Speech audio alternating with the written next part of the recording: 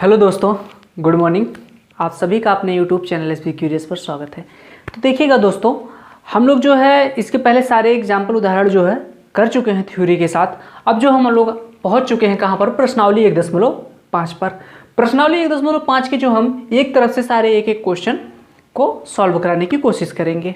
ठीक, अब उसके बाद आपका जो है इस पहले चैप्टर में नंबर सिस्टम में क्या बचा है, प्रश्नावली 1.6 बचा है, फिर जो है विविध बचा है, कुछ बहुविकल्पी हैं, विविध बचा है, फिर उसके बाद ये चैप्टर खत्म हो जाएगा, आपका आ जाएगा बहुपद। ठीक, तो आप लोग मन लगा के पढ़ाई करिएगा, धीरे धीरे हम लोग पूरा चैप्टर खत्म करेंगे, पूरे बुक को खत्म कर देंगे और आपका एग्जाम आते आते फिर एक बार रिवाइज करवा देंगे। देखिएगा पहला क्वेश्चन में क्या कह रहा है, बताइए नीचे दी गई संख्याओं में कौन कौन परिमेय है और कौन कौन अपरिमेय है।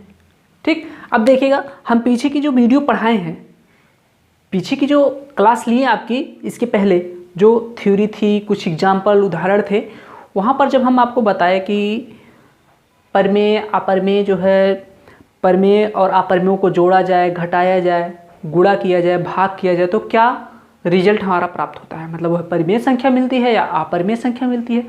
उसके मदद से भी ये सारे क्वेश्चन आप लोग कर सकते हैं। ठीक, और भी आप लोगों को पहचान सकते हैं। देखिएगा ये पहला जो है हमारा क्या कह रहा है कि 2 माइनस करड़ी में 5। अब आपको अलग अलग देखना होगा कि ये 2 क्या है, एक परिमेय संख्या है। कैसी संख्या है, एक परिमेय संख्या है। और ये करड़ी में 5 कैसी संख्या है, एक आपकी अपरिमेय संख्या है। ठीक, तो आप लोग इसके पहले ही देख चुके हैं कि परिमेय और अपरिमेय को अगर घटाया जाएगा तो वह हमेशा एक अपरिमेय संख्या ही प्राप्त होगी।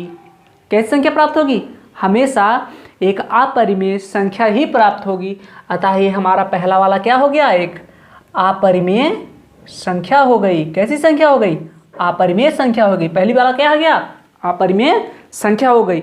अब जो लोग ये मेरी जो वीडियो अच्छे से देखे होंगे उनके लिए कुछ नहीं रहा होगा, तुरंत बोलेंगे यार सर ये तो परिमेय है और ये अपरिमेय है, और परिमेय और अपरिमेय में से अगर घटा दिया जाएगा तो वह हमेशा एक अपरिमेय संख्या ही प्राप्त होती है।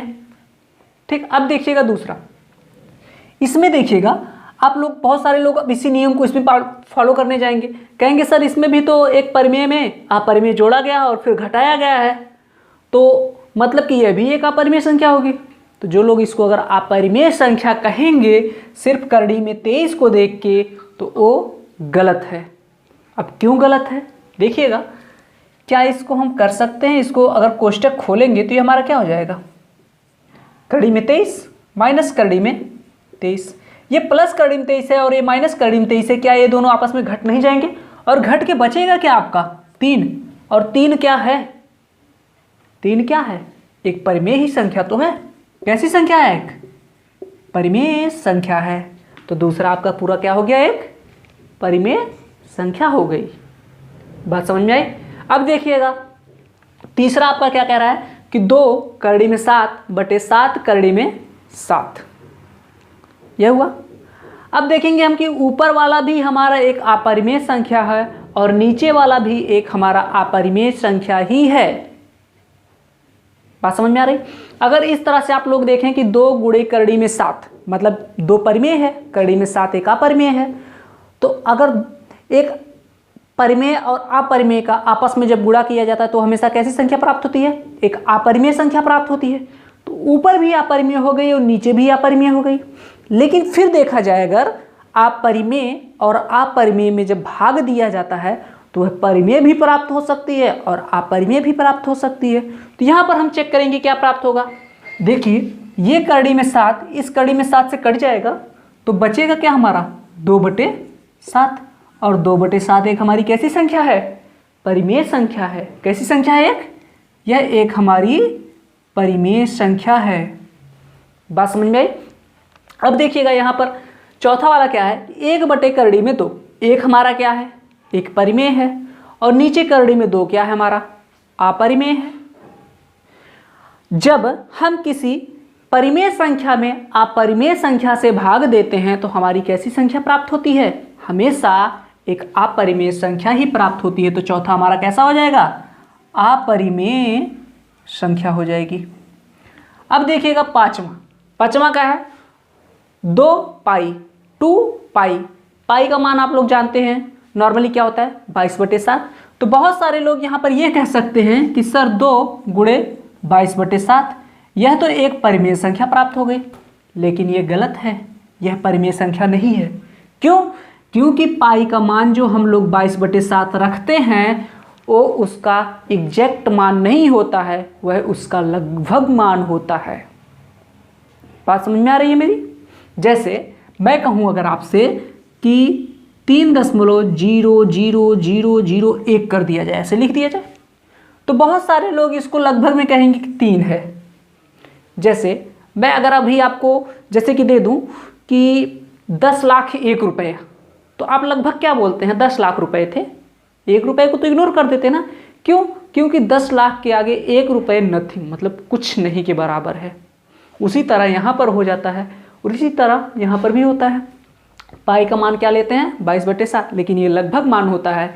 इस वजह से जो लोग यहाँ से जाएंगे तो गलत हो जाएगा, जबकि 2 पाई क्या हमारी है, एक अपरिमेय है। कैसी संख्या है? अपरिमेय संख्या है। क्यों? क्योंकि आपको सभी लोगों को पता होना चाहिए कि पाई कैसी संख्या है, अपरिमेय है, और 2 कैसा है, परिमेय है।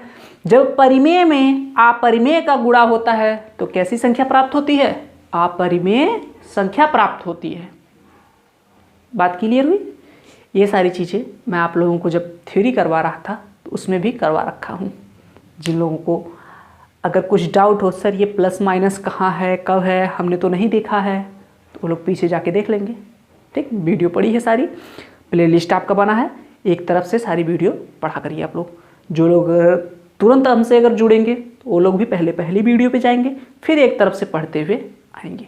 20 से पढ़ने में मज़ा नहीं आएगा। अगर 20 से पढ़ना होगा तो आप फिर दूसरा चैप्टर जब पढ़ाना स्टार्ट करूँगा तो उसको पहले से शुरू करिए तो मज़ा आएगा। तो कोशिश करिए कि पहले वाले को जो है आप अगर पीछे हैं तो रफ्तार तो बढ़ानी पड़ेगी और बच्चों की अपेक्षा ज़्यादा पढ़ना पड़ेगा। इसको जल्दी से पढ़ के पूरा करिए और फिर दूसरे में हमारे साथ साथ लग जाइए। अच्छा रहेगा इस तरह से पढ़ना। ठीक, तो चलिए अब हम लोग जो देखेंगे प्रश्न संख्या नंबर 2।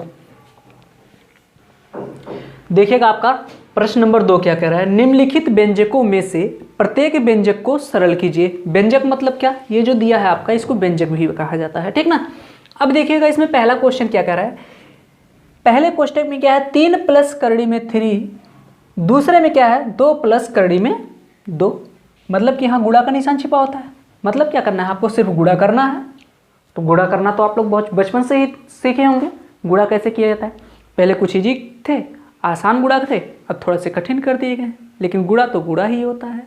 ठीक, तो देखिएगा हम पहले क्या करेंगे, इस 3 को उठाएंगे 2 में करेंगे, फिर इसी 3 से जो है करड़ी में 2 में करेंगे, और फिर क्या करेंगे करड़ी में 3 से 2 में करेंगे, फिर करड़ी में 3 से गुणा किस में करेंगे, करड़ी में 2 से करेंगे। हमें ध्यान का रखना होता है कि कहाँ प्लस लगेगा कहाँ माइनस लगेगा, बस इन्हीं बातों पे ध्यान रखनी होती है। अब देखिएगा जैसे कि हम इस 3 का गुणा करेंगे 2 में तो कितना हो जाएगा 6। अब हम देख रहे हैं इस 3 का गुणा करेंगे करड़ी में 2 में, लेकिन इसके पहले प्लस लगा है तो हम प्लस लगा देंगे, तो कितना हो जाएगा 3 करड़ी में 2। अब हम देखेंगे करड़ी में 3 का गुणा करेंगे 2 में, दोनों के आगे प्लस प्लस है तो हम क्या लगाएंगे, यहाँ पर प्लस लगाएंगे, और क्या हो जाएगा हमारा 2 करड़ी में 3।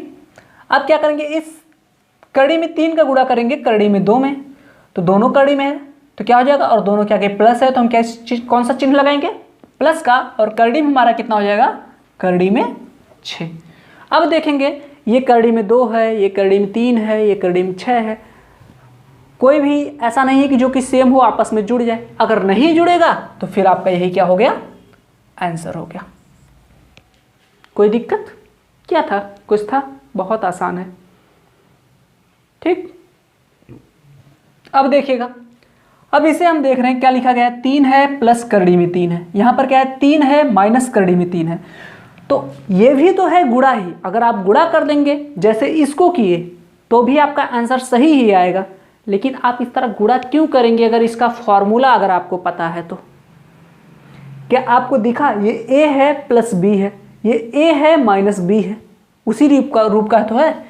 ये जो एक फार्मूला है आपका a square minus B square बराबर क्या होता है, पहले ब्रैकेट में a प्लस बी, दूसरे ब्रैकेट में a माइनस बी। क्या ये इसी रूप का नहीं है, ये है ना। अगर उस रूप का है तो आप इस रूप में चेंज कर दीजिए, बस आपका क्वेश्चन लग गया। अब देखिएगा यहाँ पर a की जगह पे क्या है, 3 है, तो मतलब क्या करेंगे आप, मतलब यहाँ पर क्या करेंगे, 3 का स्क्वायर कर देंगे। और फिर देखिएगा b के स्थान पे क्या है, यहाँ पर करड़ी में 3 है, तो यहाँ पर क्या लगाया था, माइनस लगाया था, तो माइनस लगाएंगे और करड़ी में 3 का स्क्वायर कर देंगे।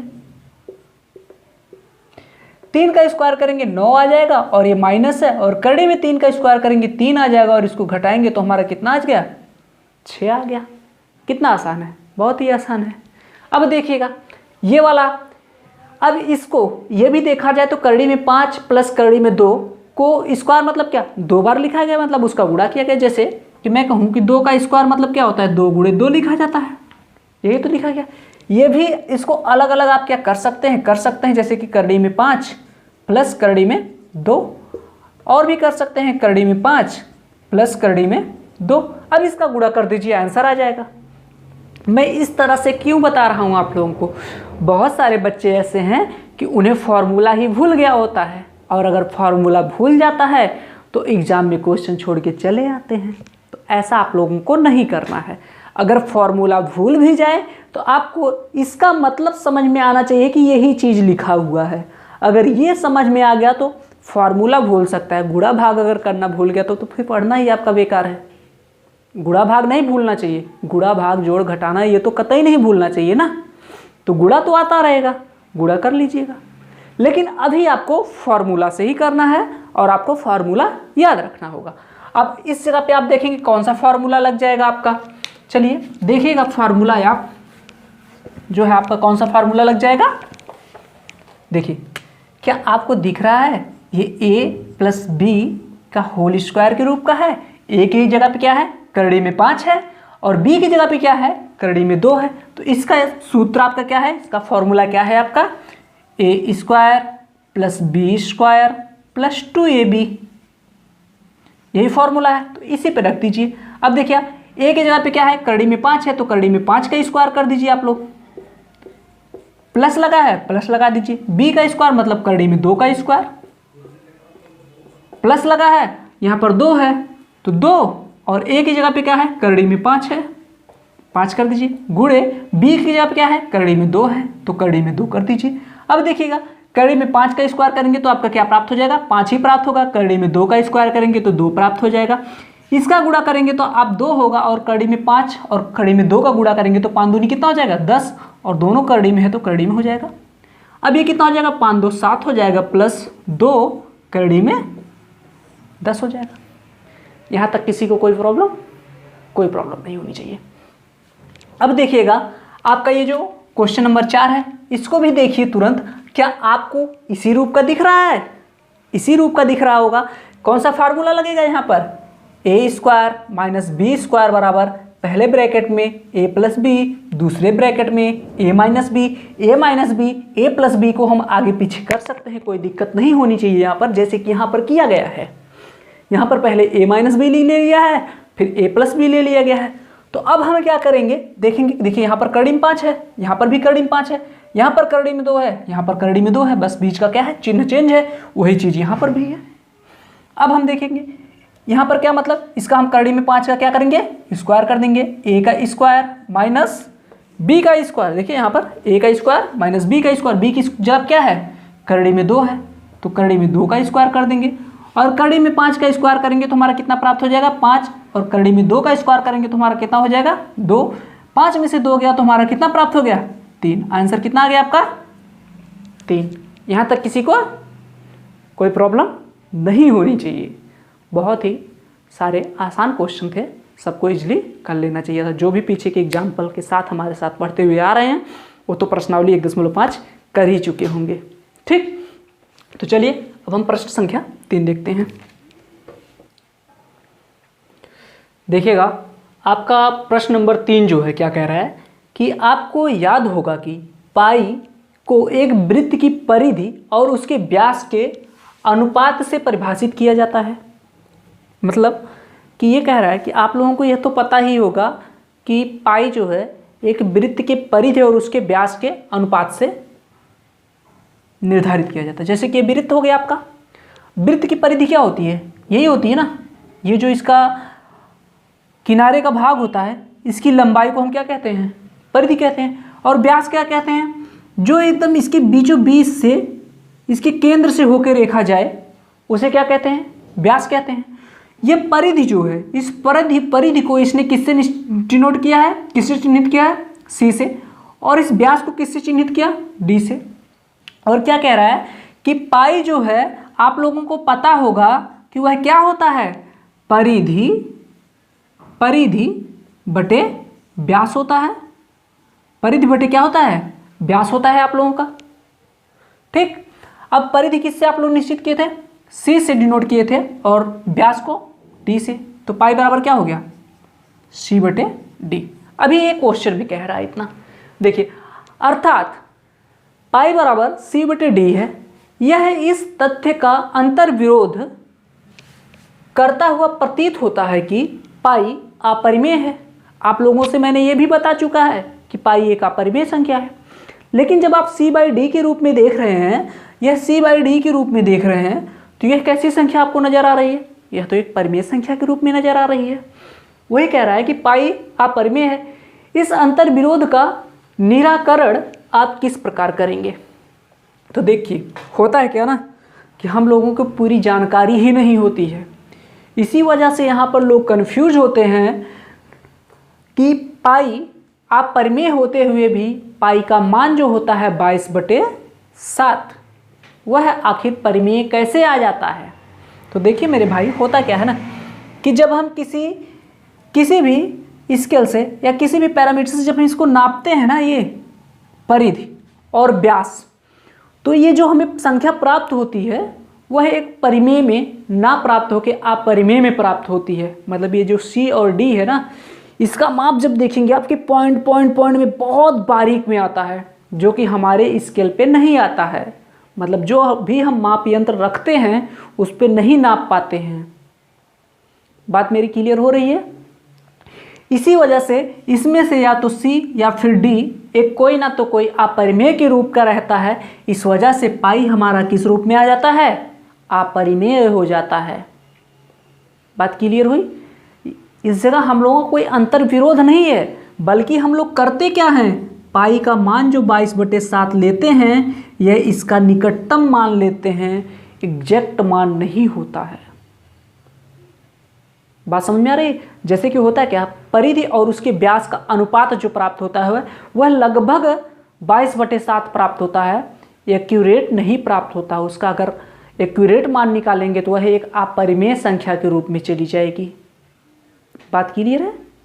बस इसका यही जवाब था। इसका और कोई हम लोगों का अंतर विरोध नहीं है। यहाँ पर यह होनी चाहिए कि अंतर विरोध नहीं है, बल्कि हम लोगों को ज्ञान का अभाव है, या फिर हम लोग नहीं जान पाए, या फिर कह सकते हैं कि हम उसका लगभग मान लेते हैं। जो है यहाँ पर इसका जो हम नापते हैं जब इसकी परिधि और व्यास, तो हम लोगों के पैरामीटर जो होता है, जो पॉइंट में होता है, उसको हम लोग जो है नहीं मेजर कर पाते हैं। इसी वजह से बस अंतर विरोध रहता है, उसको हम लोग लगभग में ले लेते हैं। बात यहाँ तक क्लियर है? अब प्रश्न संख्या 4 जो है आप लोगों को कल करवाएंगे, क्योंकि अब आप लोगों का प्रश्न संख्या 4 लेंगे तो काफ़ी लंबा समय चला जाएगा।